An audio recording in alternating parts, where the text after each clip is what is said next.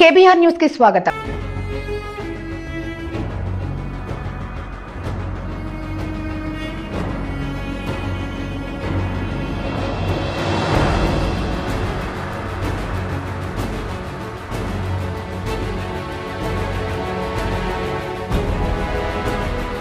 సింహాద్రి అప్పన్నస్వామి చందనోత్సవంలో విషాదం.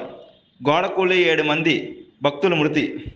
విశాఖ జిల్లా సింహాచలం శ్రీ వారాహ లక్ష్మీనరసింహస్వామి దేవస్థానంలో చందనోత్సవం సందర్భంగా ఘోర ప్రమాదం చోటు చేసుకుంది. భక్తుల రద్దీ మధ్య రాత్రి కురిసిన భారీ వర్షానికి ఒక సిమెంట్ గోడ కూలిపోవడంతో 7 మంది భక్తులు మృతి చెందారు. స్వామివారి నిజరూప దర్శనానికి విచ్చేసిన భక్తులపై గోడ కూలింది. ఇప్పటి వరకు 6 మృతదేహాలు వెలికితీయగా శిథిలాల కింద మరో మృతదేహం ఉన్నట్లు సమాచారం. ప్రమాద స్థలానికి వెంటనే చేరుకున్న ఎన్డీఆర్ఎఫ్ బృందాలు, అధికారులు సహాయ చర్యలు ప్రారంభించాయి. గాయపడ్డ వారిని ఆసుపత్రికి తరలించారు.